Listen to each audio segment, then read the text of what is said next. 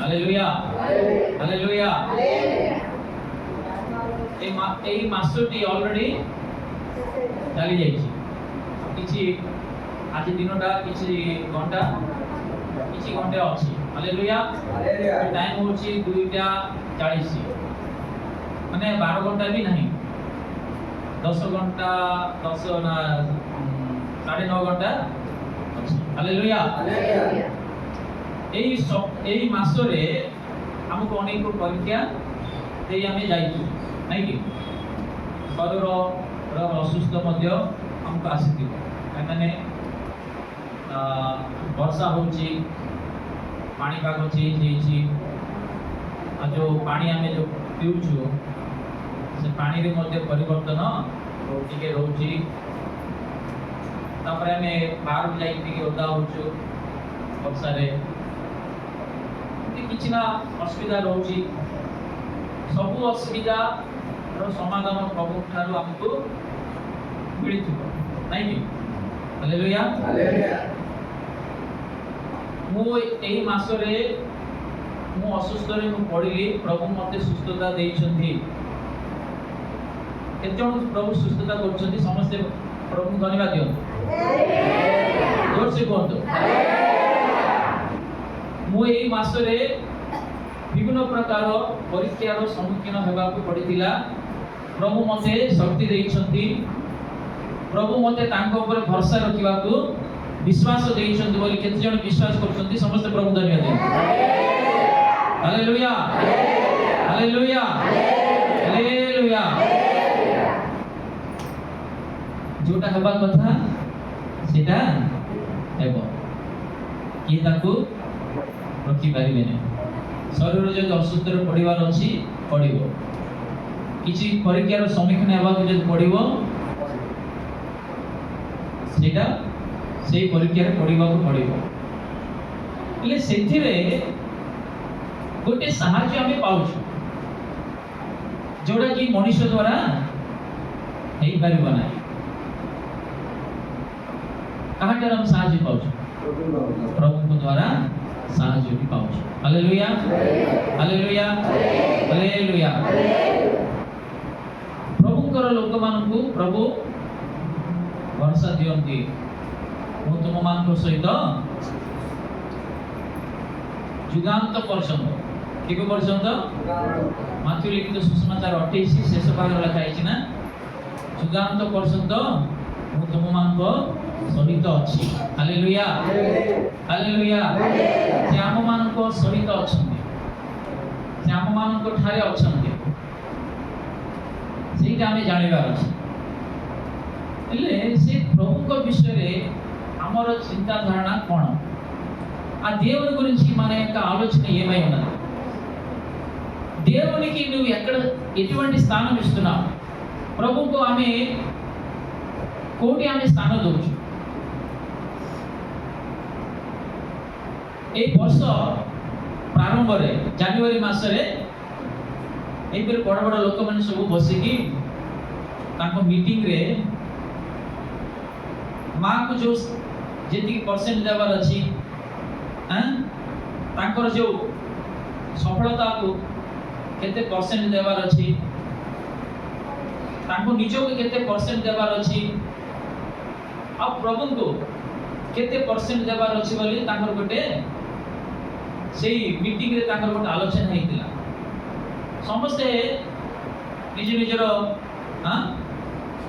ଆଉ ତାଙ୍କର ମନର ଯାହା ଇଚ୍ଛା ସେଟା ସମସ୍ତଙ୍କୁ ଜଣେଇଲେ ହେଲେ ସେଥିରେ ମାଙ୍କୁ ଯୋଉ ସ୍ଥାନଟା ଦେବାର ଅଛି କେତେଜଣ 3% ରେ ମାଙ୍କୁ ରଖିଛନ୍ତି ନିଜକୁ ମାନେ ମୁଁ ନିଜ ଦ୍ୱାରା ମୋର ନିଜର ବଳ ଦ୍ୱାରା ମୋ ନିଜର ଜ୍ଞାନ ଦ୍ୱାରା ମୋ ନିଜର ଶକ୍ତି ଦ୍ୱାରା ମୁଁ ପଢି ପାରିଛି ଏମିତି ହେଇଛି ଏତେ ବଡ଼ ମଣିଷ ହେଇଛି ବୋଲି ତାକୁ ଗୋଟେ ନମ୍ବର ଦେଇଛନ୍ତି ଯେତେବେଳେ ପ୍ରଭୁ ପାଖକୁ ଆସିଲା କେତେ ନମ୍ବର ମିଳିଥିବ ପ୍ରଭୁଙ୍କୁ କୁହନ୍ତୁ దేవుడి దగ్గరికి వచ్చేసరికి దేవుడికి ఏ సంఖ్య వేశారు వారు ସେମାନେ 0 ମାନେ ଆମେ ଯାହା ପାଇଛୁ ଆମେ ଯାହା କରୁଛୁ ଏଥିରେ ପ୍ରଭୁଙ୍କର କିଛି ଧ୍ୱଂସ ନାହିଁ। ଆମ ନିଜ ବଳରେ, ନିଜ ଶକ୍ତିରେ, ନିଜ ବୁଦ୍ଧିରେ, ନିଜ ଜ୍ଞାନରେ ଆମେ ସବୁ କିଛି କରୁଛୁ। ଆମେ ଜନ୍ମ ହେବାକୁ କାରଣ ଆମର ପିତା ମା ତାଙ୍କୁ ଗୋଟେ ନମ୍ବର ଦେବେ। ଆମେ ଏତେ ବଡ଼ ହେବାକୁ କାରଣ ନିଜର ବଳ, ନିଜର ବୁଦ୍ଧି, ନିଜର ଶକ୍ତି ବୋଲି ଗୋଟେ ନମ୍ବର ଦେବେ। ଏ ସବୁ ତମେ କରିପାରୁଛ ମାନେ ଜଣେ ତମ ଉପରେ ଜଣେ ଅଛନ୍ତି, ତାଙ୍କୁ କେତେ ନମ୍ବର ଦେବ କହିଲା ବେଳକୁ ତାଙ୍କୁ 0 ନମ୍ବର ଦେଲେ। ତାଙ୍କର କିଛି ଏଥିରେ ଖୁସି ନାହିଁ। ବାଇବେଲର ଗୋଟେ ବିଷୟ ଦେଖିବା, ଦେଖନ୍ତୁ ମାଥ୍ୟୁ ଲିଖିତ ସୁସମାଚାର, ମାଥ୍ୟୁ ଲିଖିତ ସୁସମାଚାର 16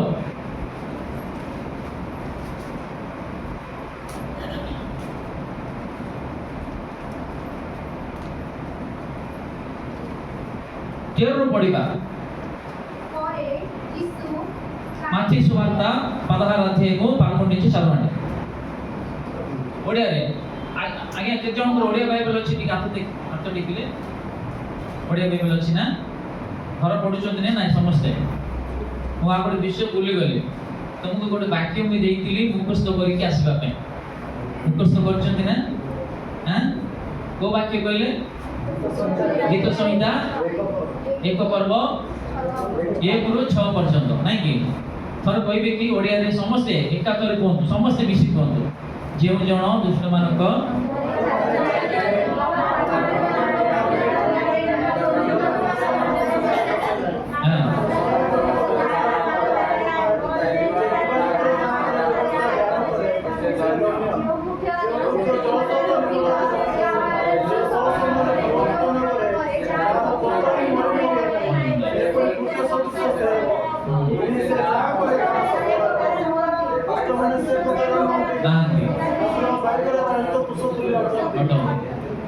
ତାପରେ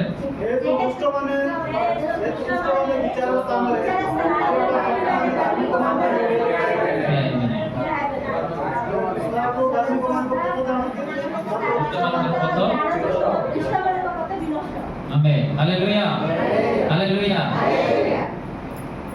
30% लोग कहउछन्ती, आ 30 आ 70 पछरे टिके एपट सेपट होउछन्ती। वाक्यटा मुखस्थ करंतु। वाक्य मुखस्थ कले कोड रहइबो? हृदय रे माइंड फीड रहइबो। हालेलुया। తెలుగులో ఎవరు చెప్తారా? తెలుగు వారు ఎవరు లేరా?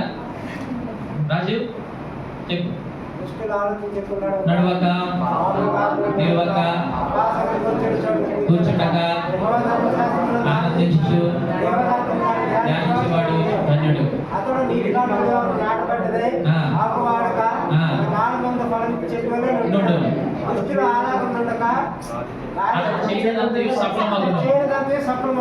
దుష్టులు అలాగా ఉండక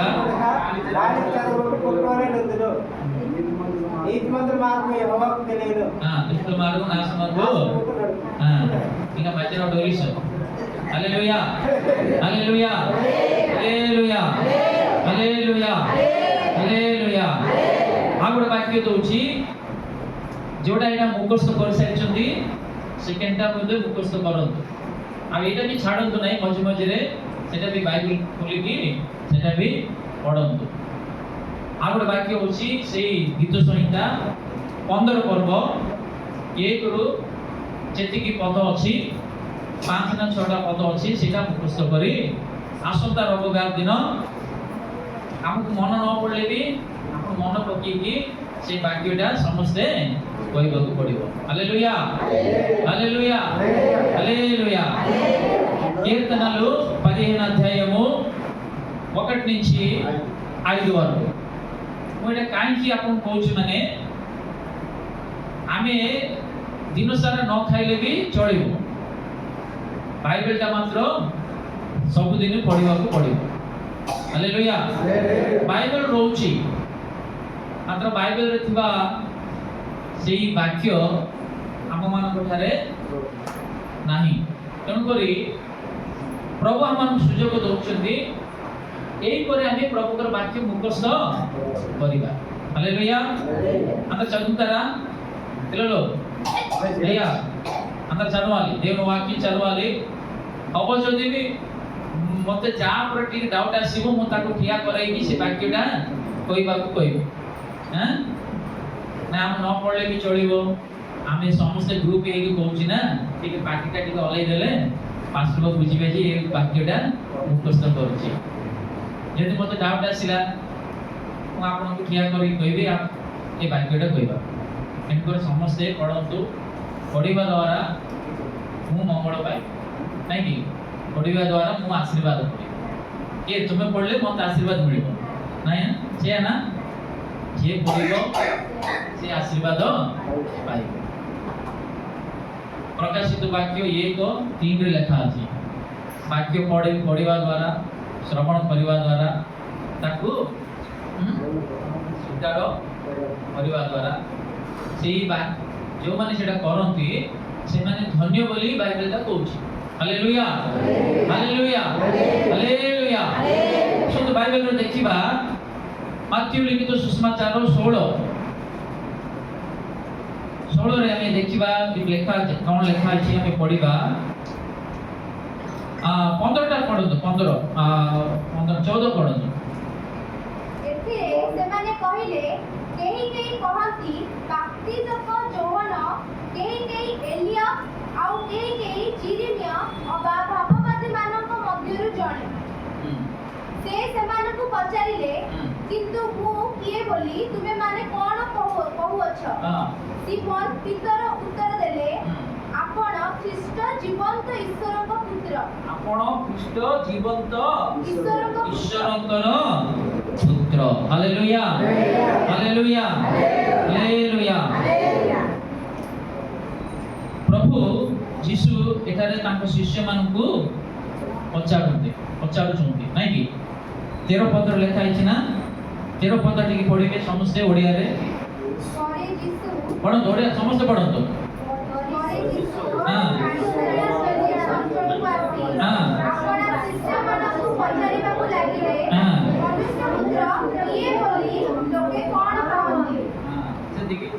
ମୁଁ ପଢୁଛି।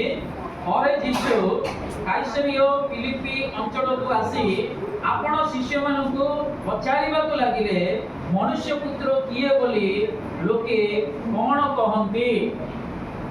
କାହାର ଶୁଭାଗଲା? ମୋର ଶୁଭାଗଲା ନା ଏ ସବୁ ଯେତିକି ଓଡ଼ିଆରେ କହିଲେ ତାଙ୍କର କ'ଣ ଶୁଭାଗଲା? ମୋର କାହିଁକି ଆପଣ ଶୁଭାଗଲା? ମୁଁ ଟିକେ ଜୋର ପାଟିରେ ବାଇବେଲଟାକୁ ଟିକେ ସେଇ ଅଂଶଟାକୁ ପଢ଼ିଲି। ଯେତେବେଳେ ବାଇବେଲ ଆମେ ପଢୁଛୁ ଜୋର ସେ ଟିକେ ପଢ଼ିବାକୁ ପଡ଼ିବ। Hallelujah, hallelujah. ଯେଉଁମାନେ ପଢ଼ିବା ଜାଣିନାହାନ୍ତି ସେମାନେ ଶୁଣିବେ। ସମସ୍ତେ ପଢ଼ୁଛନ୍ତି, ପଢ଼ିନାହାନ୍ତି ନା। ଆମେ ଜୋର ସେ ଟିକେ ପଢ଼ିଲେ ସେମାନେ ମଧ୍ୟ ଶୁଣିବେ, ସେଇଟା କ'ଣ ସେମାନେ ବି ଜାଣିପାରିବେ। ହାଲେଲୁୟା। ଏଠାରେ ଲେଖା ଅଛି, ଯୀଶୁ କହୁଛନ୍ତି ଶିଷ୍ୟମାନଙ୍କୁ ପଚାରିଲେ, ମନୁଷ୍ୟ ପୁତ୍ର କିଏ ବୋଲି ଲୋକେ କହନ୍ତି? ଗୋଟେ ଉଦାହରଣ ଆପଣଙ୍କ ସମ୍ମୁଖରେ ମୁଁ ରଖିଲି ନା, 2025 ଜାନୁଆରୀ ମାସରେ ସେ ପ୍ରଥମ ସପ୍ତାହରେ ହେଇଥିବା ଘଟଣା କୋଉଠି ହେଇଥିଲା? ଆମେରିକା ଷ୍ଟେଟରେ, ନାଇଁ କି? ଆମେରିକା କଣ୍ଟ୍ରିରେ ହେଇଥିଲା, ଲସ୍ ଏଞ୍ଜେଲସରେ, ନାଇଁ? ସେମାନେ କିଏ ଥିଲେ? ସେ ମିଟିଂରେ ଥିବା ଲୋକମାନେ କିଏ? సాధారణ లోకి ఒక సాధారణమైన మనుషుల వారందరూ కూడా పెద్ద పెద్ద ఫిల్మ్ స్టార్స్. హాలీవుడ్ దాన్ని ఏమంటారు? ଯୋଉଟା ଇଂଲିଶ ଫିଲ୍ମ ଆସୁଛି ତାକୁ କ'ଣ କହିବେ? ହିନ୍ଦୀ ଫିଲ୍ମ ଯୋଉଟା ଆସୁଛି ତାକୁ କ'ଣ କହିବେ? ବଲିଉଡ। ସେଟା ହଉଛି ହଲିଉଡ, ସେଟା ନାଇଁ କି? ସେମାନେ ସମସ୍ତେ ବହୁତ ରିଚ୍ ପର୍ସନ୍, ସେମାନେ ବହୁତ ଧନୀଶାଳୀ। ତାଙ୍କ ମୁଖରୁ ଏଇ କଥାଟା ବାହାରିଲା। ସେମାନେ କ'ଣ ପ୍ରଭୁକୁ ଜାଣନ୍ତୁ ନାହିଁ କି? ଜାଣିନାହାନ୍ତି? ଜାଣିଥିବା ଲୋକ ସେମାନେ, ପ୍ରଭୁକୁ ଜାଣିଥିବା ଲୋକ। ହାଲେଲୁୟା। ହେଲେ ଏବେ ତାଙ୍କ ମୁଖରୁ କ'ଣ ବାହାରିଲା?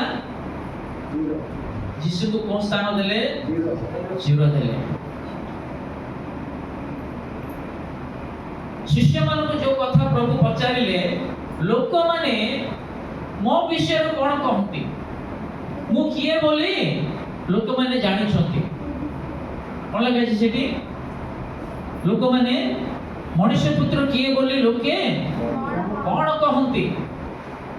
ଆଜି ସେଇ ପ୍ରଶ୍ନ ప్రభు ଆମକୁ పచ్చార్చుంది. హల్లెలూయా. దేవుడు ఈ రోజు మనతో మాట్లాడుతున్నాడు. ఆయన అంటున్నాడు, మనిషి కుమారుడు ఎవడని జనులు చెప్పుకొనుచున్నారని తన శిష్యులను అడిగాడు. ఈ రోజు పరిశుద్ధాత్మ దేవుడు మనల్ని అడుగుతున్నాడు, మనిషి కుమారుడు అనగా యేసు ప్రభు ఎవరని దేవుడు మనల్ని ప్రశ్నిస్తున్నాడు. ఇప్పుడు మన సమాధానం କ'ଣ କହିବା ଆଜ୍ଞା? ମଣିଷ ପୁତ୍ର କିଏ ବୋଲି ପ୍ରଭୁ ଆମକୁ ସ୍ୱପ୍ନରେ ଯଦି ପଚାରିବେ କିମ୍ବା ଯଦି ଦର୍ଶନ ଦେବେ, ଆମେ କ'ଣ ଉତ୍ତର ଦେବା? କ'ଣ ଉତ୍ତର ଦେବା? ଆମେ କ'ଣ କହିବା? ମଣିଷମାନଙ୍କ ପାଇଁ ଶିଷ୍ୟମାନେ କ'ଣ କହନ୍ତି? ସେଇଠି କ'ଣ କହୁଛନ୍ତି? ତଳେ ଲେଖା ଅଛି ନା? କ'ଣ ଲେଖା ଅଛି? ସେମାନେ କହୁଛନ୍ତି କିଏ ବାପ୍ତିଜ ଯୋହାନ, ଆଉ କିଏ କହୁଛନ୍ତି ଏଲିୟ, ଆଉ କିଏ କହୁଛନ୍ତି ଜିରିମିୟ, ଆଉ କିଏ କହୁଛନ୍ତି ଭବିଷ୍ୟତ ବକ୍ତାମାନେ। এই ଆନ୍ସରଟା କୋଉଠି ଆସିଲା? ପ୍ରଭୁକୁ କିଏ ଶୁଣଉଛନ୍ତି? ପ୍ରଭୁ ଡାଇରେକ୍ଟ ଯାଇକି ଲୋକମାନଙ୍କୁ ପଚାରିନାହାନ୍ତି, ତାଙ୍କ ଶିଷ୍ୟମାନଙ୍କୁ ପଚାରୁଛନ୍ତି, ମୋ ବିଷୟରେ ଲୋକେ କ'ଣ କହୁଛନ୍ତି? ତାପରେ ଶିଷ୍ୟମାନେ ତାଙ୍କୁ କହୁଛନ୍ତି, ଆମ అర్థమవుతుందా? ఎల్లి గారు మీకు అర్థమవుతుందా? ఒడియా మీకే అమ్మా లక్ష్మి మీకు అర్థం, మీకు ఒడియా అర్థమవుతుందా? అయితే వారు ఏమంటున్నారంటే, అయ్యా నీ గురించి ప్రజలు ఏమనుకుంటున్నారంటే, ఎవరు బాప్తిస్మిచ్చే యోహాన్ అంటున్నారు, ఎవరు ఏలియా అంటున్నారు, ఎవరు ఇర్మియా అంటున్నారు, ఎవరు ఒక ప్రవక్తని నీ గురించి చెప్పుకొనిచున్నారయ్యా అన్నారు। ଶିଷ୍ୟମାନେ ଆସିକି ପ୍ରଭୁଙ୍କୁ କହୁଛନ୍ତି, ହେଲେ ଏବେ ଶିଷ୍ୟମାନଙ୍କର ପାଳି ପଡ଼ିଲା, ଶିଷ୍ୟମାନଙ୍କର ପାଳି ପଡ଼େ। ଶିଷ୍ୟମାନଙ୍କୁ ପ୍ରଭୁ ପଚାରୁଛନ୍ତି, ଦେଖନ୍ତୁ ଲେଖା ଅଛି ବାଇବେଲରେ 15। ସେ ସେମାନଙ୍କୁ ପଚାରିଲେ, କିନ୍ତୁ ମୁଁ କିଏ ବୋଲି ତୁମେମାନେ କ'ଣ କହୁଅଛ? ମୁଁ କିଏ ବୋଲି ତୁମେମାନେ କ'ଣ କହୁଛ? ହାଲେଲୁୟା। ମୁଁ କିଏ? ମଣିଷମାନଙ୍କର କଥା ଛାଡ଼, ମୁଁ ତୁମମାନଙ୍କୁ ମନୋନୀତ କରିଛି, ମୋରି ପାଇଁ ତୁମମାନଙ୍କୁ ମୁଁ ବାଛିଛି, ମୋର ରକ୍ତ ଦେଇକି ମୁଁ ତୁମମାନଙ୍କୁ କିଣିଛି, ମୋର ସନ୍ତାନର ଅଧିକାର ତୁମକୁ ଦେଇଛି, ଏବେ ତୁମଠାରେ ମୋର ସ୍ଥାନ କୋଉଠି ଅଛି? ସେ ପ୍ରଭୁ ଆମକୁ ପ୍ରଶ୍ନ କରନ୍ତି। హల్లెలూయా। పూజ పడుచి నా మనకు అర్థమవుతుందా? దేవుడు మనల్ని అడుగుతున్నాడు, నన్ను బట్టి మీరు ఏమనుకుంటున్నారు? ప్రజలైతే ఇలాగ అంటున్నారు, అయితే మీరు ఏమనుకుంటున్నారు? ఆ రోజు శిష్యులకు దేవుడు అడిగిన మాట ఈ రోజు దేవుడు మనతో కూడా ఉన్నాడు। మీరు నా యొద్దకు వస్తున్నారు కరెక్టే, ତୁମେମାନେ ମୋ ପାଖକୁ ଆସିଛ ସତ ସେଇଟା, ହେଲେ ମୋ ବିଷୟରେ ଆପଣଙ୍କର ଚିନ୍ତାଧାରା କ'ଣ? హల్లెలూయా, హల్లెలూయా। ଆମେ କ'ଣ କହିବା? କ'ଣ କହିବା ଆଜ୍ଞା? ఏం చెప్తామమ్మా? యేసు ప్రభు ఎవరు? ఏం చెప్తావు? ଆପଣ ଜୀବନ୍ତ ଈଶ୍ୱର, ଆପଣ ମୋର ତ୍ରାଣକର୍ତ୍ତା, ଆପଣ ମୋତେ ରକ୍ଷା କଲେ, ଆପଣ ହିଁ ମୋର ସବୁ କିଛି। ଆମର ଯୋଉ ପବିତ୍ର ଆତ୍ମା ଯାହା ଚାଳନା ଦେବା ସେଇ ବିଷୟ ସବୁ ଆମେ ତାଙ୍କୁ କହିପାରିବା। ହାଲେଲୁୟା। ଏଇଠି ଜଣେ ଶିଷ୍ୟ ସେ ଛିଡ଼ା ହୋଇ ପ୍ରଭୁଙ୍କ ପାଖକୁ ଆସି କହୁଛି, କ'ଣ କହୁଛି ଆଜ୍ଞା? ସେ ଲେଖା ଅଛି ଓଡ଼ିଆରେ, ପଢ଼ନ୍ତୁ। ଆପଣ ଖ୍ରୀଷ୍ଟ ଜୀବନ୍ତ ଈଶ୍ୱରଙ୍କ ପୁତ୍ର। ଜୀବନ୍ତ ଈଶ୍ୱରଙ୍କର ପୁତ୍ର। ହାଲେଲୁୟା। ଜୀବନ୍ତ ଈଶ୍ୱରଙ୍କର ପୁତ୍ର ତୁମେ। ଆମେ ପ୍ରଭୁଙ୍କୁ ଆମ ଜୀବନରେ ରଖିବାର ଅଛି। ହାଲେଲୁୟା। ତାଙ୍କୁ ପ୍ରଥମ ସ୍ଥାନଟି ଆମ ଜୀବନରେ ତାଙ୍କୁ ଦେବାକୁ ପଡ଼ିବ। Hallelujah, hallelujah. ଯଦି ବାପା ମାଆକୁ ଠିଆ କରିକି ପିଲାକୁ ଯଦି ପଚାରିବେ ତୁ କାହାକୁ ବେଶୀ ଭଲ ପାଉଛୁ ବୋଲି, ସେ କାହାକୁ କହିବ, ସେ ଯାହାକୁ ଭଲ ପାଉଥିବ ବେଶୀ ତାକୁ କହିବ। ସେ ଯଦି ଟିକେ ଚାଲାକି ଯଦି ହେଇଥିବ ସେ 2 ଜଣକୁ ଧରିକି ମୁଁ 2 ଜଣକୁ ଭଲ ପାଉଛି ବୋଲି କହିବ, ନାଇଁ କି?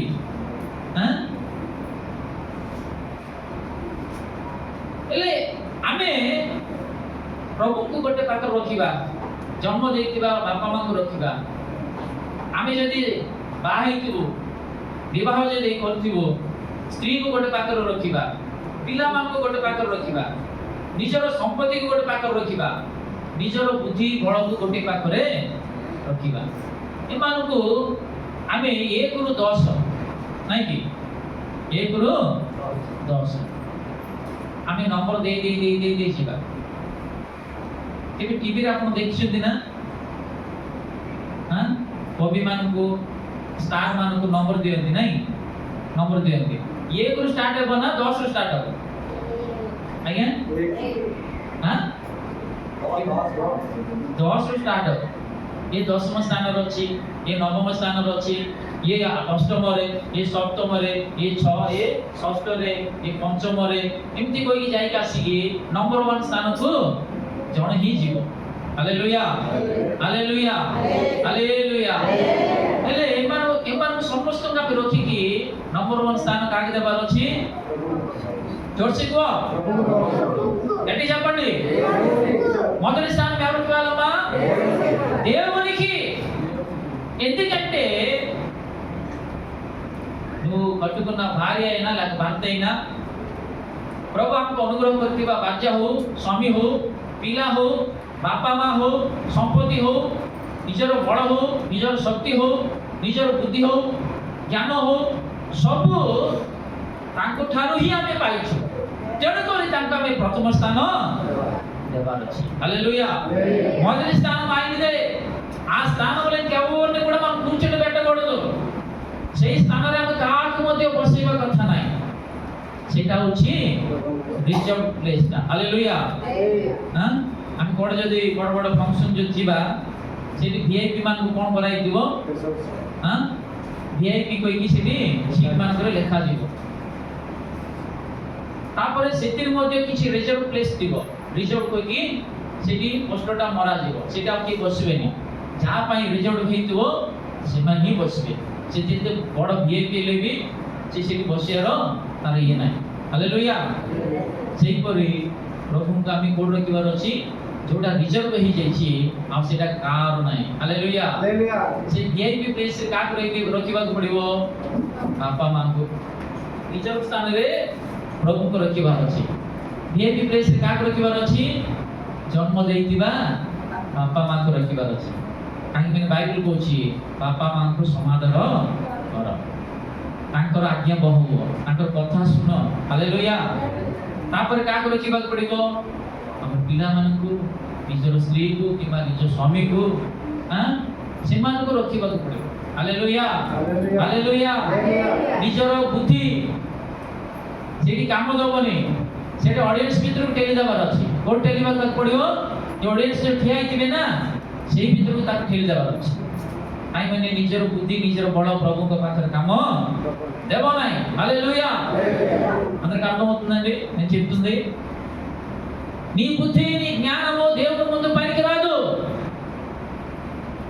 అది ఒక స్థాయిలో నిలబడవలసిందే. హల్లెలూయా. దేవునికి మొదటి స్థానం ఇవ్వాలి. అలాగని తల్లిదండ్రులు మర్చిపోవడం కాదు, భార్యను మర్చిపోవడం కాదు, పిల్లలు మర్చిపోవడం కాదు, భర్తను మర్చిపోవడం కాదు. దేవుని తర్వాత వారికి ఇచ్చే గౌరవం, స్థానం. హల్లెలూయా.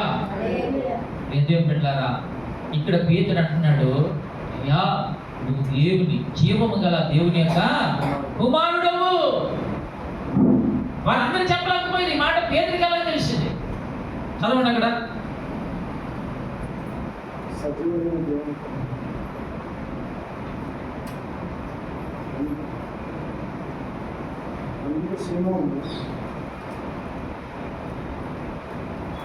చదవండి, ఒడేలో తెలుగులో చదవండి కొంచెం. అందుకు సీమోను సజీవులకు ఆ, దేవుని కుమారుని ఆ. క్రీస్తు అని పరలోకమందున నా తండ్రి ఈ సంగతి నీకు బయలుపరిస్తేనే కానీ నరులు నీకు బయలుపరచ లేదు. హల్లెలూయా. ସତର ପର୍ବଟି ପଢିବେ ଆଜ୍ଞା 17। ଏଥିରେ ଯୀଶୁ ତାଙ୍କୁ ଉତ୍ତର ଦେଲେ, ହେ ଜ୍ୟୁନାସର ପୁତ୍ର ସିମୋନ, ତୁମେ ଧନ୍ୟ, କାରଣ ମନୁଷ୍ୟ ତୁମ ନିକଟରେ ଏହା ପ୍ରକାଶ କରିନାହିଁ, ବରଂ ମୋର ସ୍ୱର୍ଗସ୍ଥ ପିତା ପ୍ରକାଶ କରିଅଛନ୍ତି। ଆମେନ୍। ହାଲେଲୁୟା। କିଏ ପ୍ରକାଶିତ କରିଅଛନ୍ତି ଏ ବିଷୟଟା? ଭିତରକୁ କିଏ ଜଣେଇଲେ? ହଁ, ସ୍ୱର୍ଗସ୍ଥ ପିତା। Hallelujah, hallelujah, hallelujah. ସ୍ୱର୍ଗସ୍ଥ ପିତା ଭିତରକୁ ଜଣେଇଲେ। ଆଜି ଆମକୁ କିଏ ପ୍ରଭୁଙ୍କ ନିକଟକୁ ଆଣୁଛି, ପ୍ରଭୁଙ୍କ ସମ୍ମୁଖକୁ ଆଣୁଛି, ପ୍ରଭୁଙ୍କର ବାକ୍ୟ ଶୁଣିବା ପାଇଁ ଆମର ହୃଦୟକୁ ହୃଦୟର କବାଟ ଖୋଲିକି ରଖୁଛି? କିଏ ଆମକୁ ସାହାଯ୍ୟ କିଏ କରୁଛି? ପ୍ରଭୁଙ୍କର ସେହି ପବିତ୍ର ଆତ୍ମାଟି। ହାଲେଲୁୟା। ପବିତ୍ର ଆତ୍ମା ତୁମଠାରେ ଯଦି ବାସ କରୁଛି, ତୁମେ ପ୍ରଭୁଙ୍କୁ ଜାଣିବ, ଚିହ୍ନିବ, ତାଙ୍କର ଆଜ୍ଞାକୁ ତୁମେ ପାଳନ କରିବ। ହାଲେଲୁୟା। ତାଙ୍କୁ ତୁମେ ପ୍ରେମ କରିବ, ତାଙ୍କୁ ତୁମେ ଭଲ ପାଇବ, ତାଙ୍କ ଆଜ୍ଞା ମାନିବାରେ ହିଁ ତାଙ୍କୁ ବାଇବେଲରେ ଲେଖା ଅଛି, ନାଇଁ କି? Hallelujah, hallelujah. ସେଇଟା ଆମେ କରିବାକୁ ହେଲେ ଆମକୁ କାହାର ସାହାଯ୍ୟ ଦରକାର? ପ୍ରଭୁଙ୍କର ଆତ୍ମାର ସାହାଯ୍ୟ ଆମକୁ ଦରକାର। ହାଲେଲୁୟା। ଏହି ଭିତର ବିଷୟରେ ଆଉ ଟିକେ ଭିତରକୁ ଆମେ ଯିବା। ଦେଖନ୍ତୁ ବାଇବେଲରେ ଲେଖା ଅଛି, ସେଇ ମାଥ୍ୟୁ ଲିଖିତ ସୁସମାଚାର ଯେଉଁ ଭିତର ପ୍ରଭୁକୁ କ'ଣ କହିଲେ? ତୁମେ ଈଶ୍ୱରଙ୍କର, ସେଇଟା ଲେଖା ହେଇଛି ନା, ତୁମେ ଈଶ୍ୱରଙ୍କର ପୁତ୍ର। ଟିକେ ଆଉ ଥରେ ପଢିବେ ସେଇଟା। ସିମୋନ ପିତର ହଁ। ଉତ୍ତର ଦେଲେ, ହଁ। ଆପଣ ଖ୍ରୀଷ୍ଟ ଜୀବନ୍ତ ଈଶ୍ୱରଙ୍କ ପୁତ୍ର। ଜୀବନ୍ତ ଈଶ୍ୱରଙ୍କର ପୁତ୍ର। తెలుగులో ఏం రాయబడ్డది? సజీవుడకు దేవుని కుమారుడు। సజీవుడకు దేవుని కుమారుడు। ఈ మాట జ్ఞాపకం ఉంచుకోండి, ମୁଁ ପଚାରିବି। ପିତର କ'ଣ ଉତ୍ତର ଦେଲେ? ତୁମେ ଜୀବନ୍ତ ଈଶ୍ୱରଙ୍କର ପୁତ୍ର। ସମସ୍ତେ କୁହନ୍ତୁ, ଓଡ଼ିଆରେ ଯେଉଁମାନେ ବାଇବେଲ ପଢୁଛନ୍ତି, ତୁମେ ଜୀବନ୍ତ ଈଶ୍ୱରଙ୍କର ପୁତ୍ର। ଆମେ ଚାପଟ ସାରି ଓଡ଼ିଆର ସମସ୍ତେ କୁହନ୍ତୁ ଓଡ଼ିଆରେ, ପ୍ରଭୁ ତୁମେ ଜୀବନ୍ତ ଈଶ୍ୱରଙ୍କର ପୁତ୍ର। ଏଇଟା ମନେ ରଖନ୍ତୁ, ମୁଁ ଆଉଥରେ ପଚାରିବି। ଦ୍ୱିତୀୟଟା ଆମେ ଦେଖିବା, ମାଥ୍ୟୁ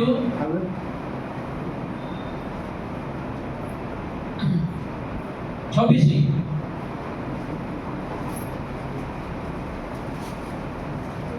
ଅଣସ୍ତରୀ ପଢ଼ନ୍ତୁ ଟିକେ,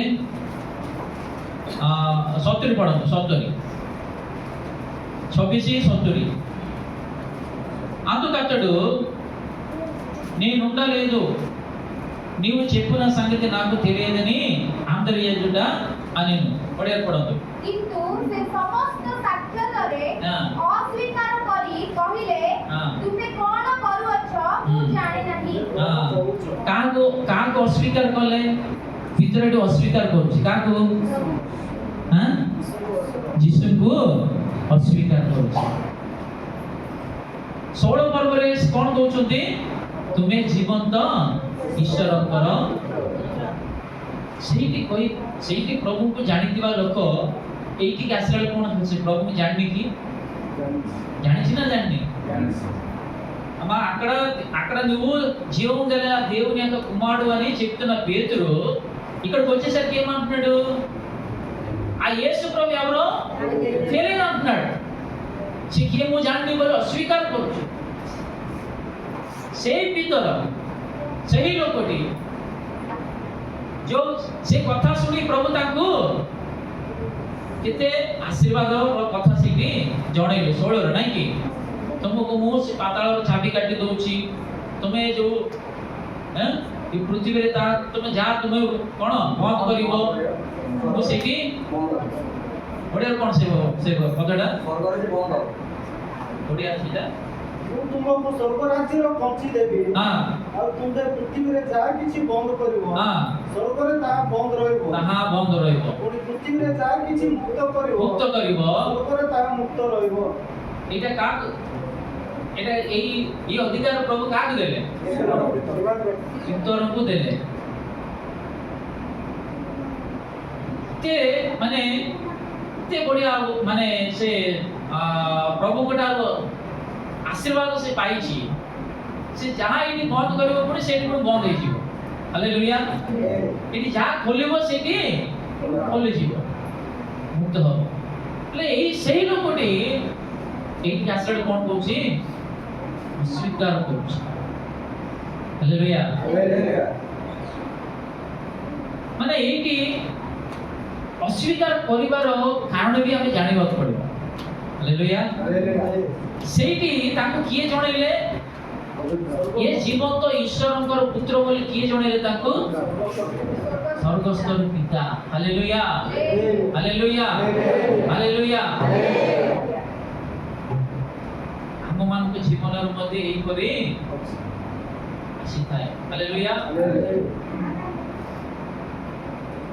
भीतर दुईटा जीव अछि कि गोटे जीव से गोटे जीवरु दुईटा कथा जेमिति बारिला आम मान को मध्य सेही परी लेखा अछि शारीरिक शरीर रक्त मांस प्रभु को केबे चिनिब नाही प्रभु जो आत्मा रखी छी से ही आत्मा ही प्रभु को चिनिब हालेलुया एटी शरीर मांस द्वारा से आगु को बढ़िले लुचि लुचि से आगु को गले काको यीशु को कोन होछि देखिबा पाई हालेलुया से माने जेते बेले प्रभु को छाडी के दाई के पळेले सेते बेले का तांकर आत्मा को दुर्बल पड़ी गला एबे से माने धाउछन्ती केमिति प्रलुचि लुचि जाउछन्ती केमिति माने शरीर मांस द्वारा हालेलुया शरीर रक्त मांस द्वारा से माने आगु को बढ़ुछन्ती हमर कोन शरीर अछि भीतर कोन अछि रक्त अछि जोडा प्राणडा ता भीतर कोन अछि आत्माडा अछि हालेलुया आत्मार चालित द्वारा प्रभु ताको जणैले तुमको प्रश्न करितबा ए महान व्यक्ति से होछन्ती जीवंत ईश्वरंकर पुत्र एहिटी से रक्त मांस द्वारा से आगु को बढ़िले एहिटी से प्रभु को अस्वीकार करिवार लागिला हालेलुया जेते बेले हमें हमर प्रभु आप भीतर रखिथिबा से आत्मा को जदि हमें प्रायोरिटी देबा नहीं आमी मध्य ईश्वर को हमें अस्वीकार करिछु अनेक संदर्भ रे हमें करि सारिछु हालेलुया अबाध्य होइछु प्रभुकर कथा को अबाध्य होइछु ताकर कथा को हमें भलरे सुनिलु जोटा प्रभु हमको करिया को कहिसथि सेटा न करिकि हमर शरीर हमर रक्त मांस जहा कहिछि से अनुसार हम आगु को बढ़छु हालेलुया जदि प्रभु को ठारे हमें रहिबा प्रभुकर कार्य हमें हम ठारे हबो हालेलुया हम शरीर को हमर प्राण को बा रक्त को के लीड करिवो आत्मा ही लीड करके तार अधीन रखिबता हालेलुया ता द्वारा हमें प्रभुकर हमरी द्वारा प्रभुकर नाम गौरव पाए हालेलुया जदि हम शरीर कथा सुनिबा ए प्राण शरीर आगरे मुंड नोएबो ए दुई जण गोटे हे कि आत्मा को चापी देबे ई दुई जनकर अधिकार आरंभ हो हालेलुया ता द्वारा अनेक समस्या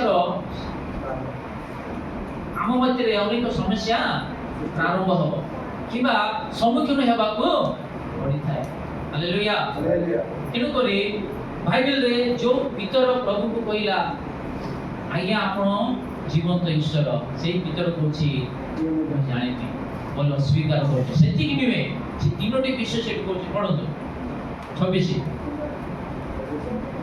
बाय एक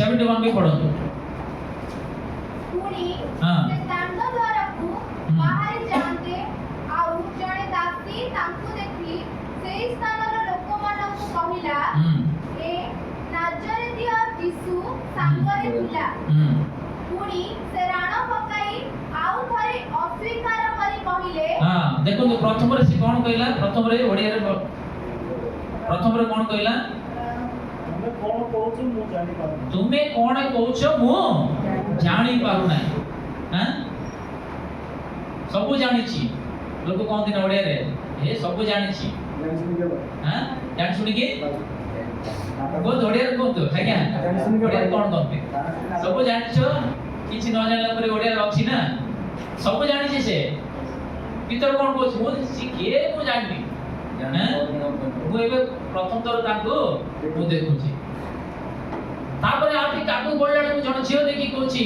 ए से नाजरेत यीशु सहित थिला बा मु निजे देखि छी बोलला को कहूछ ना ना ना मु जाननी बोली कोन कहूची प्राण कहूची చూడండి పేతురు జీవితం యేసు ప్రభు అట్టబడ్డడు చూచి అయ్యో నన్ను కూడా పట్టుకొని అలాగ బాధిస్తారేమో శిక్షిస్తారేమో భయపడిపోయి ఏమంటున్నాడు ఆయన ఎవరో నాకు తెలియదని గుర్తు పెట్టుకొనిచున్నాడు. మూడో చదవండి తృతీయ పడిగా 74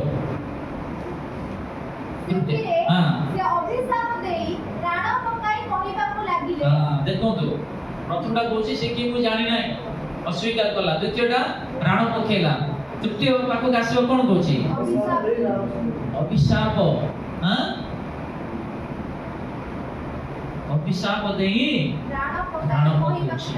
ହାଲେଲୁୟା ହାଲେଲୁୟା. ఈ వాక్యం ద్వారా త్వర నిజంగా ఆమె పరీక్ష କରିବା. ఈ వాక్యం ద్వారా మనం పరీక్షించుకుందాం దేవునికి ఎటువంటి స్థానం నీ జీవితంలో ఉన్నది. जो भीतर प्रभु को से मोर त्राणकर्ता किबा से मोर जीवन तो ईश्वर बोली स्वीकार कला सही भीतर कहूची मु तांको जाने नहीं. हालेलुया. जो समस्या हम आगरे ठिया होची से समस्या को कोन आमे बंदी होछु, जो आशा हम मान को आगरे अछि से आशा पाइबा पाई सेटा पाइबा पाई आमे कोन प्रभु को आमे विक्रय कर दउछु. जोटी आमे सत्य कहबा कथा सेही स्थान रे निज को रक्षा करबा पाई आमे कोन मिछ ऊपर मिछ कोई की चालुछु. ताले भीतर जो स्थान रे ठिहाई की से कहूची प्रभु से मु ताकू जाने नहीं मु ताकू हां मु कथा भी जाने नहीं बोली निज को अभिशाप देकी कोन कहूची किबा राण पके की कोन कहूची नाही नाही नाही तुम जहा को बाबू राण पकोची से किए मु क्षमा जाने. Hallelujah hallelujah.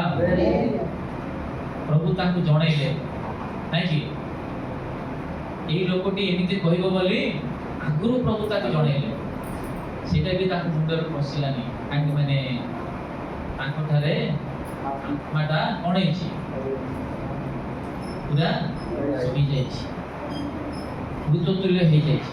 तुम केबे ताको कोन काम करूछि शरीर हां गोटे भयटा काम करूछि तर्करे जीवन को से आसी गले गोटे भय ताकोटा पसि गेला. जो भय कि ताको मु केमिति रक्षा पाइबी केमिति लोक कटा मु रक्षा पाई परिबी सेटा ताको हां सेटा ताको सत्य कहबा को देला ना. अनेक थर आम मान जीवन मत एही थाए आमर मुखर बाहरी से कथा द्वारा आम प्रभु को से ठिया कर ये प्रभु मु जानी ना नहीं अनेक थर చాలా సార్లు మన దేవుని ఏం చేస్తున్నాం పేతురు వల్లే చిన్న చిన్న అబద్ధాల ద్వారా చిన్న చిన్న ఆశల ద్వారా చిన్న చిన్న కోరికల ద్వారా చిన్న చిన్న ఒక బలహీనతలను తట్టుకోలేక దేవుణ్ణి ఏం చేస్తున్నామండి బలహీనుని చేసేస్తున్నాం. బలవంతుడైన దేవుణ్ణి జీవము కలిగిన దేవుణ్ణి మనము బలహీనపరిచేసి ఆ దేవునికి మహిమ రాకుండా చేస్తున్నాం. ଆମମାନଙ୍କର ନିଜର ଅଭିଳାଷ ସକାଶୁ ଆମେ ମାନେ ଯୋଉ କୁକର୍ମରେ ଯାଉଛୁ ଯୋଉ କାମ ଯୋଉ ବାଟଟା ଆମେ ପ୍ରଭୁଙ୍କର ବାଟକୁ ଛାଡ଼ିକି ପଥକୁ ଛାଡ଼ିକି ନିଜେ ଗୋଟେ ବାଟକୁ ତିଆରି କରିକି ସେ ବାଟରେ ଯେତେବେଳେ ଚାଲିଥିବା ସମୟରେ ଅନେକ ସନ୍ଦର୍ଭରେ ଆମେ କ'ଣ କରୁଛୁ ମାନେ ପ୍ରଭୁକୁ ଆମେ ପ୍ରଭୁକୁ ଯୋଉ ଗୌରବ ମହିମା ମିଳିବା କଥା ସେଇଟା ନ ମିଳିବାର କାରଣ ହଉଛୁ ଆମେ। Hallelujah hallelujah. ଦେଖନ୍ତୁ এটা হচ্ছে পবিত্র বাইবেল, নাই কি? এটা কি বাইবেল? এটা খালি বাইবেল না, পবিত্র বাইবেল। লেখা আছে না কোটি? লেখা আছে, বাইবেল লেখা আছে। আমায় ఇదేంటి మరి? ఇదే బైబిల్ పరిశుద్ధ గ్రంథము। హల్లెలూయా హల్లెలూయా హల్లెలూయా। ওই বাইবেলটা ধরছি, ଆଜି ପୁରା ମୁଁ ସୁନା ପୁଅ ହେଇଗଲି, ନାଇଁ କି? ବାଇବେଲ ହାତରେ ବାଇବେଲ ଅଛି, କେମିତି ଧରିଲି? ଏମିତି ଧରିଛି। ଭଲ ଯୋଉ ଡ୍ରେସ୍ ମୋ ପାଖରେ ଅଛି ସେଇଟା ଭଲ କାଚିକି ଆଇରନ୍ କରିକି ଭଲ ମୁଣ୍ଡ କୁଣ୍ଡେଇକି ପାଉଡର ଲଗେଇକି ସେମିତି ଦେଲେ ସେମିତି ମାରିକି କ'ଣ କଲି? କୋଉଠି ଯାଉଛି? କୋଉଠି ଯାଉଛି ଆଜ୍ଞା? ପ୍ରଭୁଙ୍କ ମଣ୍ଡଳୀକୁ ଆସୁଛି। ଆଜି ଲୋକ ମୋତେ ଦେଖିଲେ, ଆଜି ଲୋକମାନେ ମୋତେ ଦେଖିଲେ, ଆଜି ମୁଁ କ'ଣ ପୁରା ପବିତ୍ର, ନାଇଁ କି? ଲୋକ ମୋତେ କହିଲେ ଏ ଜୀବନ୍ତ ଈଶ୍ୱରଙ୍କର ଈଶ୍ୱରଙ୍କର ପିଲା, ନାଇଁ କି? କିମ୍ବା ଈଶ୍ୱରଙ୍କର ଦାସ ବୋଲି ମୋତେ ଆଜି ଲୋକମାନେ ମୋତେ ଚିହ୍ନିଲେ। ବାକି 6 ଦିନ ତାକୁ ମୁଁ ଫୋପାଡ଼ି ଦେଲି। କୋଉଠି? ଘର ଭିତରେ, ଆଲମାର ଉପରେ, ନାଇଁ କି? ଟେବୁଲ ଉପରେ, କିମ୍ବା ଘରକୁ କିଏ ଆସିଲେ ଦେଖିବେ ମୁଁ ଖ୍ରୀଷ୍ଟିଆନ ବୋଲି ଜାଣିବେ କି ମୁଁ କ'ଣ କଲି? ଯାଇକି କୋଉଠି ନା କୋଉଠି ଲୁଚେଇ ଦେବେ। ତାପରେ 6 ଦିନ ମୋ ଜୀବନ କ'ଣ ହେଲା, କେମିତି ରହିଛି? Hallelujah hallelujah. ଭିତର ଥରେ ସ୍ୱୀକାର କଲା ତୁମେ ଜୀବନ୍ତ ଈଶ୍ୱରଙ୍କର ପୁତ୍ର। 3 ଥର ସେ ଅସ୍ୱୀକାର କଲା। କେତେ ଥର ଅସ୍ୱୀକାର କଲା? 3 ଥର ଅସ୍ୱୀକାର କଲା।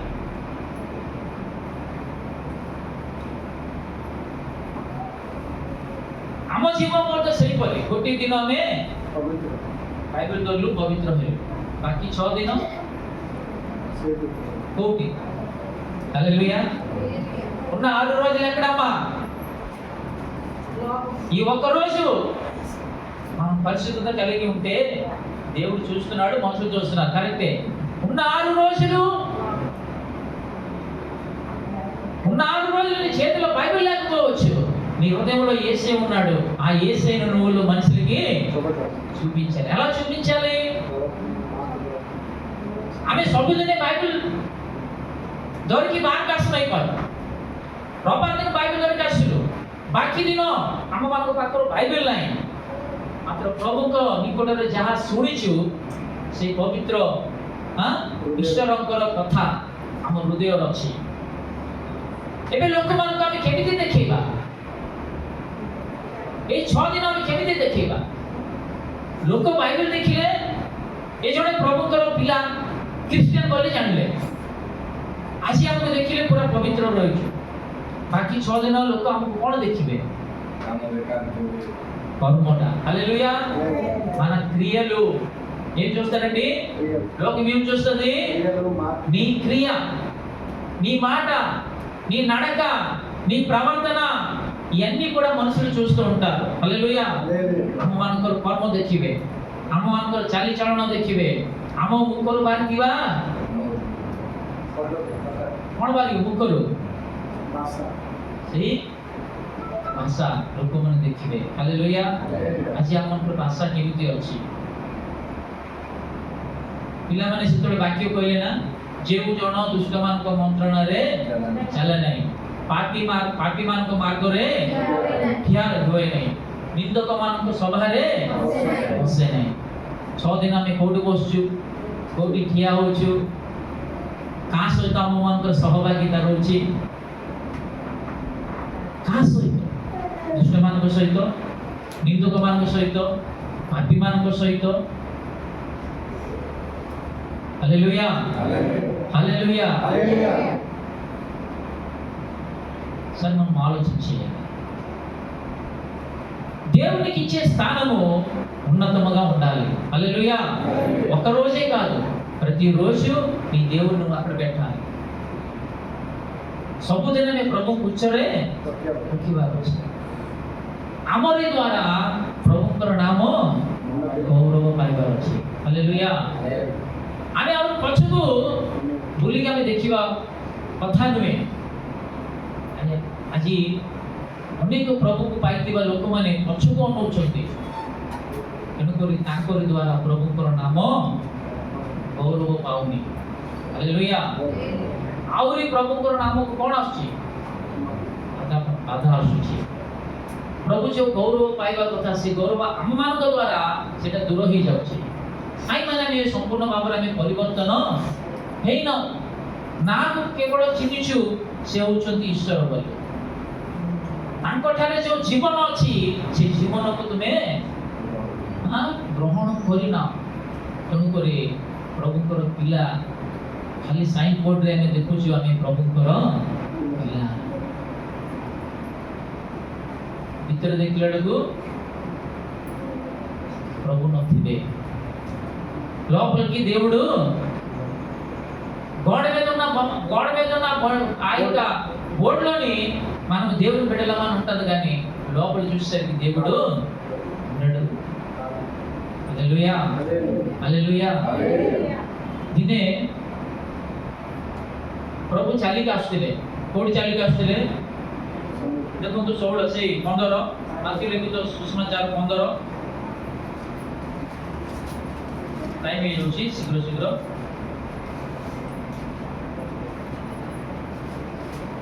ହଁ 14 ଦେଖନ୍ତୁ, 14-28 କିଏ କାଢୁଛନ୍ତି ଶୀଘ୍ର ପଢନ୍ତୁ।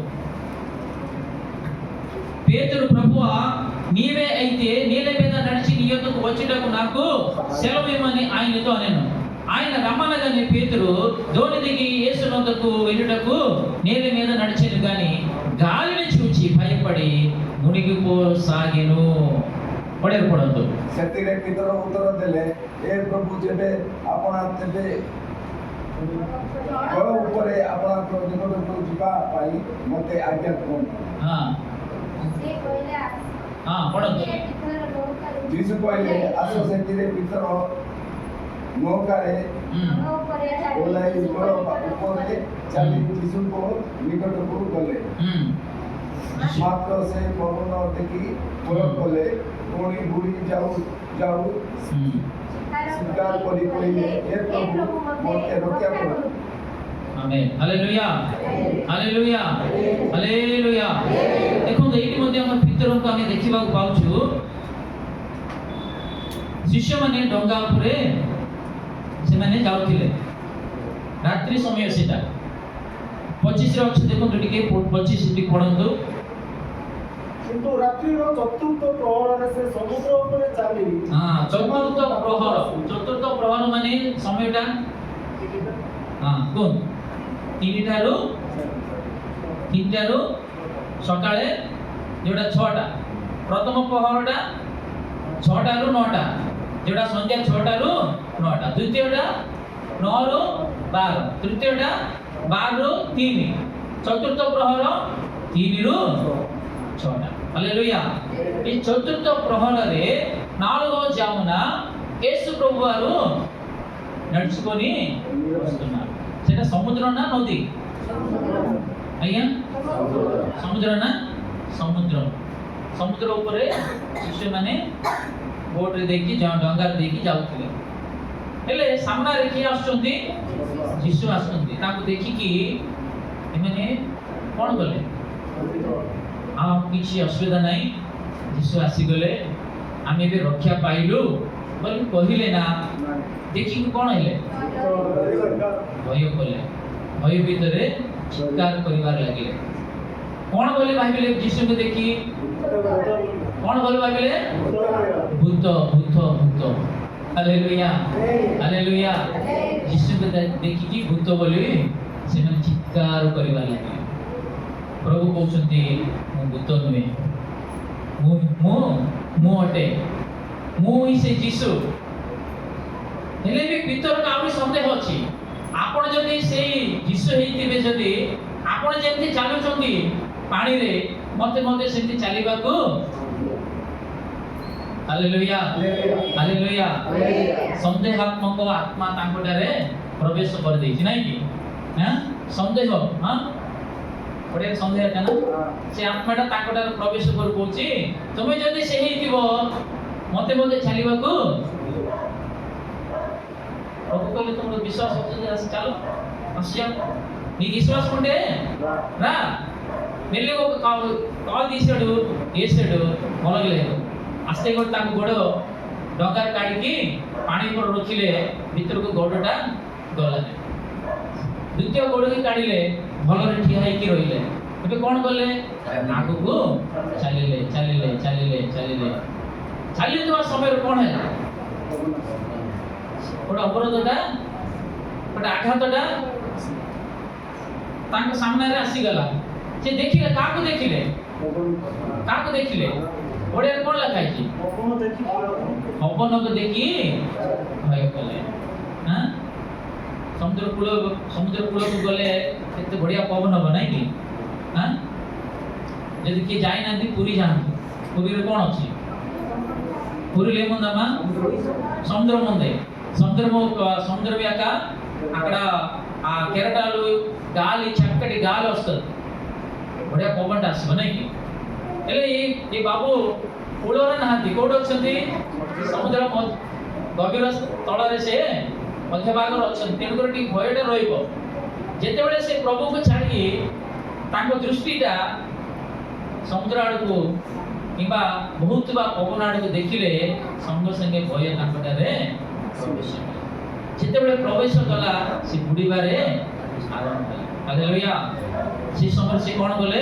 ଚିତ୍କାର କରି ପ୍ରଭୁଙ୍କୁ ଡାକିଲେ। ପ୍ରଭୁ କ'ଣ କହୁଛନ୍ତି ଦେଖନ୍ତୁ ସେଠି। ପ୍ରଭୁ କ'ଣ କହୁଛନ୍ତି? यीशु से कोई हाथ बढ़ाई ताकि तो भी कहले ए अविश्वासी काहे की संदेह करले। ए अविश्वासी तुम्हें काहे की संदेह करूछ। हालेलुया।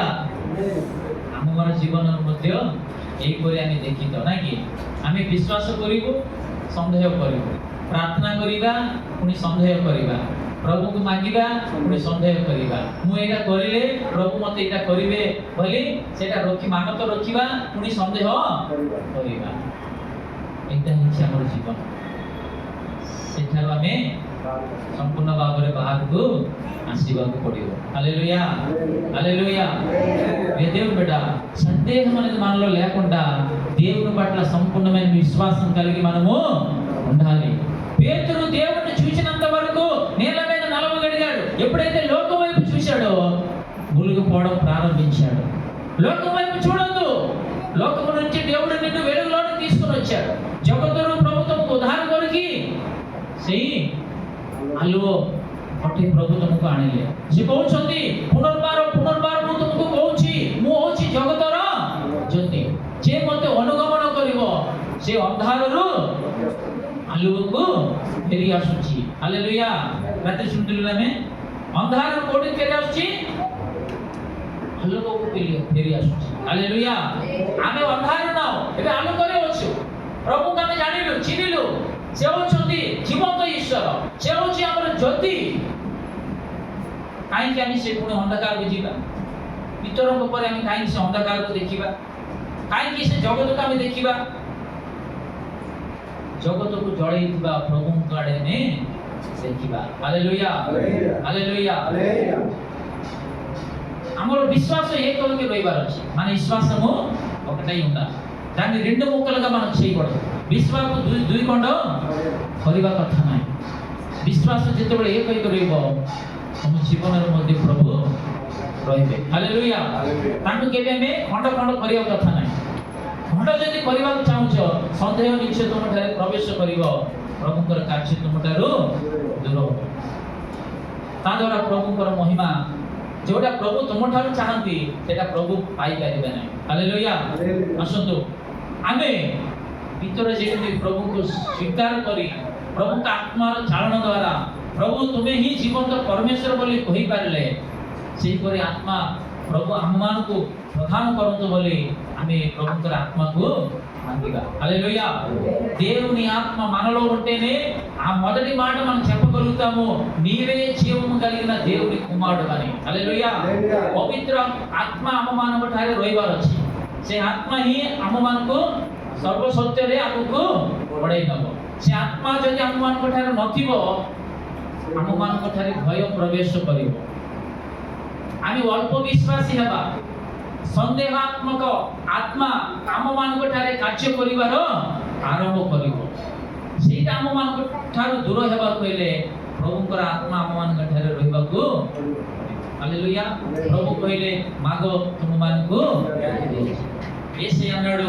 అడుగుడి మీకు ఇయ్యబడను వెదకండి మీకు దొరుకును ଖାଲି ମାଗିକି ରହିଗଲେ ହବ କି ବୁଝିବାକୁ ପଡିବ କୋଉଠି ବୁଝିବାର ଅଛି ପ୍ରଭୁଙ୍କର ପାଦ ପାଖରେ ତାଙ୍କ ସନ୍ନିଧିରେ ତାଙ୍କ ପ୍ରାଙ୍ଗଣରେ ଯୋଉଟା କି ଆମମାନଙ୍କୁ ସର୍ବ ସତ୍ୟକୁ ପଢେଇ ନେବ ସେଇ ଆତ୍ମା ପାଇବା ପାଇଁ ଆମେ ଇଚ୍ଛୁକ ପ୍ରକଟ କରିବାକୁ ପଡିବ ହାଲେଲୁୟା ଆମେ ପ୍ରଭୁଙ୍କୁ ଜଣାଇବାର ଅଛି ପ୍ରଭୁ ତମର ଆତ୍ମା ପାଇବା ପାଇଁ ମୁଁ ଯୋଗ୍ୟ ବୋଲି ମୁଁ ଭାବୁଛି ତମର ଇଚ୍ଛା ହେଲେ ତମର ଆତ୍ମାରେ ମତେ ପରିପୂର୍ଣ୍ଣ କର ଯୋଉ ଆତ୍ମାଟି ତମର ସେ ଆଲୋକରେ ମତେ ପଢେଇ ନେବ ହାଲେଲୁୟା ମୁଁ ସଦାବେଳେ ମୁଁ ଆପଣଙ୍କୁ ଅସ୍ୱୀକାର ନ କରି ସ୍ୱୀକାର କରିବି ଏଇ ଜଗତରେ ସମସ୍ତଙ୍କୁ ମୁଁ କହିବି ମୁଁ ହଉଛି ସେଇ ଈଶ୍ୱରଙ୍କର ସନ୍ତାନ ହାଲେଲୁୟା ମୋର ପରମେଶ୍ୱର ଜୀବନ୍ତ ପରମେଶ୍ୱର ବୋଲି ମୁଁ କହିପାରିବି ସେଇ ଆତ୍ମା ମତେ ପ୍ରଦାନ କର ବୋଲି ଆମେ ପ୍ରଭୁଙ୍କୁ ମାଗିବାର ଅଛି ସେତେବେଳେ ଆମେ ଭୟ ନ କରିକି ସନ୍ଦେହ ନ କରିକି ଅଳ୍ପ ବିଶ୍ୱାସୀ ନ ହୋଇକି ଆମେ ସଦାବେଳେ ପ୍ରଭୁଙ୍କ ଠାରେ ବିଶ୍ୱାସ ଯୋଗ୍ୟର ପାତ୍ର ହେଇପାରିବା ସନ୍ଦେହକୁ ଆମ ଠାରୁ ଏଡ଼େଇ ପାରିବା ଭୟକୁ ଆମେ ଦୂରରେ ରଖିବା ଧୈର୍ଯ୍ୟରେ ପ୍ରଭୁଙ୍କ ଠାରେ ଆମେ ରହିପାରିବା ଆସନ୍ତୁ ପ୍ରଭୁଙ୍କୁ ମାଗିବା ପ୍ରଭୁ ସେଇଦିନ ଆପଣଙ୍କ ବିଷୟରେ ଏ ଜଗତ ଅନେକ ପ୍ରକାର କହିଥିଲେ ମାତ୍ର ପ୍ରଭୁଙ୍କର ଈଶ୍ୱରଙ୍କର ସେହି ବାଣୀ ଦ୍ୱାରା ଭିତର କହିପାରିଲେ ଆପଣ ହିଁ ସତ୍ୟ ଜୀବିତ କିମ୍ବା ଜୀବନ୍ତ ଈଶ୍ୱରଙ୍କର ପୁତ୍ର ବୋଲି ମତେ ସେ ଆତ୍ମା ପ୍ରଦାନ କର ହାଲେଲୁୟା ମତେ ସେ ଆତ୍ମାଟି ଦିଅ ମୋରି ସକାଶୁ ଆପଣଙ୍କର ନାମ ତଳକୁ ନ ଖସୁ ମୁଁ ଯେଉଁ ସ୍ଥାନରେ ଠିଆ ହେଲେ ବି ସେ ସ୍ଥାନରେ ଆପଣ ଗୌରବ ପାଇବାର ଅଛି ହାଲେଲୁୟା ମୁଁ ସପ୍ତମ ଦିନ ପ୍ରଥମ ଦିନରୁ ଆରମ୍ଭ କରି ସପ୍ତମ ଦିନ ପର୍ଯ୍ୟନ୍ତ ସପ୍ତାହରେ ଯେତିକି ଦିନ ଆସୁଛି ସେତିକି ଦିନ ମୁଁ ଆପଣଙ୍କର ପିଲା କରି ମୁଁ ବଞ୍ଚିବାକୁ ଚାହୁଁଛି ମତେ ସାହାଯ୍ୟ କର ହାଲେଲୁୟା ପ୍ରଭୁଙ୍କୁ ମାଗିବା ପ୍ରଭୁ ନିଶ୍ଚୟ ଆମକୁ ସାହାଯ୍ୟ କରିବେ ହାଲେଲୁୟା ଆସନ୍ତୁ ସମସ୍ତେ ହାତ ପକେଇବା ଶୁଣିଥିବା